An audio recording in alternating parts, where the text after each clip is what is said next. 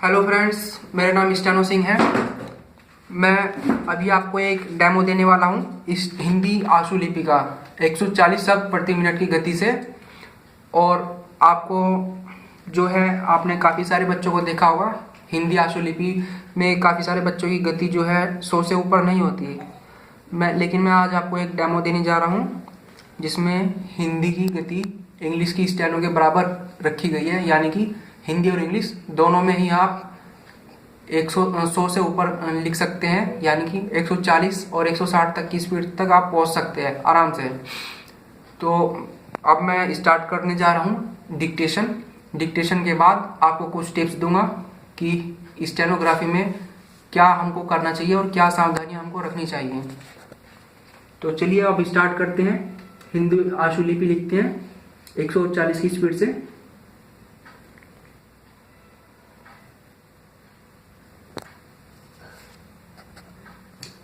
तैयार रहिए। अभ्यास नंबर 13 और 14 उच्च गति लेखन वाली बुक से है, 125 वर्ड पर मिनट की स्पीड से है। अध्यक्ष महोदय, मैं यह निवेदन करना चाहता हूं कि इस सदन में अनेक बार यह कहा गया है कि इस देश के सम्मुख आज जो कठिनाइयां उपस्थित हुई हैं उनको दूर करने के लिए सरकार द्वारा कार्यवाही नहीं की गई। इस देश के सभी लोग इस बात को जानते हैं कि इस देश के समक्ष अनेकों समस्याएं आई हैं। पाकिस्तान एवं बांग्लादेश से आए हुए विस्थापितों को बसाने में ही इस देश का अरबों रुपया खर्च हो चुका है। इस देश की गरीब जनता करों के बोझ से लाद दी गई है, फिर भी उसने किसी भी समय इस बात पर आपत्ति नहीं की। सरकार द्वारा कार्यवाही करने या न करने का प्रमाण आप किस प्रकार से दे सकते हैं, यह बात मेरी समझ में नहीं आती। कुछ साल पहले अनेक स्थानों पर यह चर्चा आरंभ हो चुकी थी कि इस देश के सभी लोगों को आपस में सहयोग करना चाहिए। अभी मुझसे पहले बोलने वाले मान्य सदस्यों ने कहा कि 2-4 साल तक हमारी ग्रामीण जनता को पीने का पानी भी उपलब्ध नहीं था। आज उन्हें हर प्रकार की सुविधाएं प्राप्त हैं। उनके लिए अस्पताल, स्कूल और कॉलेज खोल दिए गए हैं। आज पढ़े लिखे लोगों की संख्या कुछ वर्ष पहले की संख्या से 3 गुनी अधिक है। अतः आलोचना करने के पहले इस सदन के सदस्यों को चाहिए कि वे देश के प्रमुख स्थानों में जो प्रगति हुई है पहले उसके बारे में जानकारी प्राप्त करें और फिर यह आलोचना करें। इस देश के लोग भले ही गरीब हैं, किंतु पिछले अनेक सालों से देश में हुई प्रगति को नजरअंदाज नहीं किया जा सकता है। ऐसी स्थिति में इस देश के करोड़ों लोग आपसे और संसद से यह अपेक्षा रखते हैं कि जो कुछ उपलब्धियां हमें प्राप्त हुई हैं उनके बारे में देश के कोने कोने में जाकर लोगों को अवगत कराया जाना आवश्यक है। ऐसा करने से ही उनका मनोबल बढ़ेगा और इस देश की उन्नति में उन्हें विश्वास होगा। भले ही इस देश के सामने अनेक चुनौतियां आई हैं, किंतु इस देश ने कभी भी सच्चाई का रास्ता नहीं छोड़ा है। अतः मेरा सुझाव यह है कि संसद सदस्यों की यह जिम्मेदारी होनी चाहिए कि वे गांव-गांव में जाकर देश की प्रगति के बारे में लोगों को जानकारी दें। ऐसा करना देश के हित में होगा, आपके हित में होगा और जनता के हित में भी होगा। भारतवर्ष संसार में सबसे बड़ा लोकतंत्र है और इसे बचाए रखने के लिए हमें भरसक प्रयत्न करना होगा।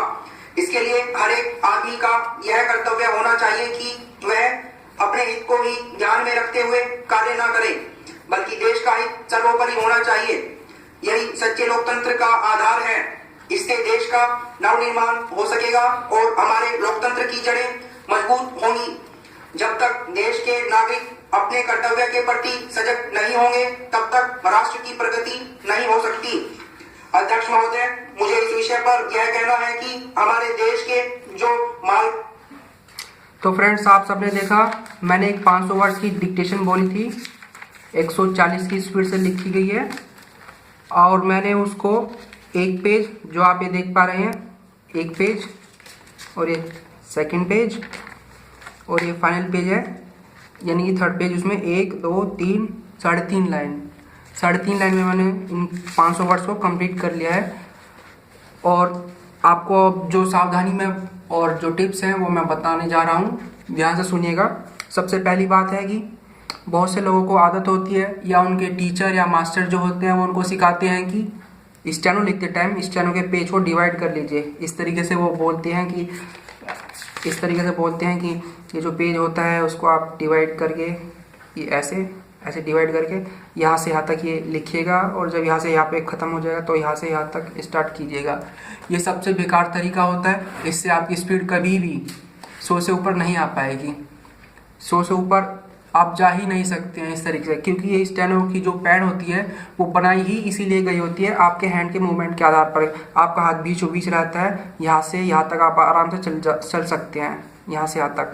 और यदि आप इस तरीके से लिखेंगे, ऐसे लिखा, ठीक, ऐसे लिखा, ऐसे करने में आपको बार बार एक तो आपकी फिंगर्स का मूवमेंट बहुत तेज़ होगा, और आप ऐसे करेंगे और यहाँ से यहाँ तक ऐसे ध्यान दीजिएगा। ये जॉइंट मूवमेंट जो है यहाँ से यहाँ तक बार बार चलेगा, तो उससे आपके जो मसल्स में फिंगर्स में आने वाला ब्लड सप्लाई होती है उसमें आपका प्रॉब्लम होती है, और उसी वजह से आपका हाथ यहाँ से देख सकते हैं आप, हाथ यहाँ से दर्द करेगा। तो उस वजह से आपको फिर जलन या दर्द वगैरह कुछ हाथ में महसूस हो सकता है, उस वजह से आपकी स्पीड कभी नहीं बढ़ने वाली है। तो सबसे पहली जो आपको तैयारी करनी है, पेज को डिवाइड नहीं करना, स्टार्टिंग से लास्ट तक लिखना है।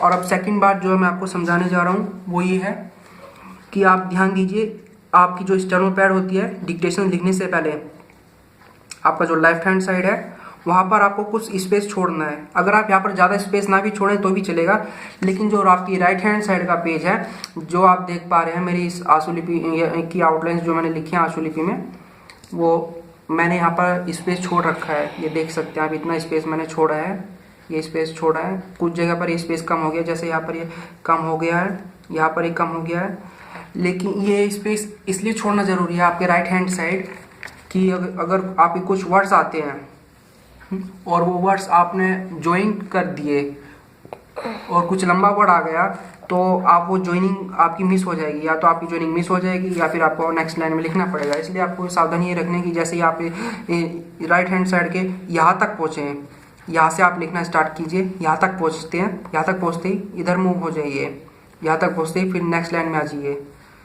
और इस बात का भी ध्यान रखिएगा कि कभी आप इस जो लेफ्ट हैंड साइड है उसके भी आप अगर एकदम स्टार्टिंग से लिखेंगे तो पेज ऐसा हो सकता है कि पेंसिल या पेन आप जो भी यूज़ करते हैं वो पेज में अटक करके पेज को फाड़ सकता है, तो उस बात का भी आपको ध्यान रखना है। तो आप एक बार फिर से देख लीजिए आउटलाइंस। ये पहला पेज है, ये दूसरा पेज है, ये देखिए दूसरा पेज, और ये लास्ट पेज है। ये स्टेनोग्राफी की आपने देखी है हिंदी स्टेनो में, यानी कि हिंदी आशुलिपि में 140 की स्पीड से लिखते हुए। और आपको ये वीडियो कैसा लगा इसके बारे में मुझे अवश्य बताएं। अगर आपको अच्छा लगा तो लाइक करें, और यदि आपके कोई विचार है या कोई समस्या है या कुछ आप पूछना चाहते हैं, सजेस्ट करना चाहते हैं, या कोई कंप्लेंट है, तो वो आप नीचे दिए गए कमेंट्स में मुझे बता सकते हैं। और उसके लिए आपका वीडियो देखने के लिए आपका धन्यवाद। तो अब मिलते हैं अगली वीडियो में, तब तक के लिए नमस्कार।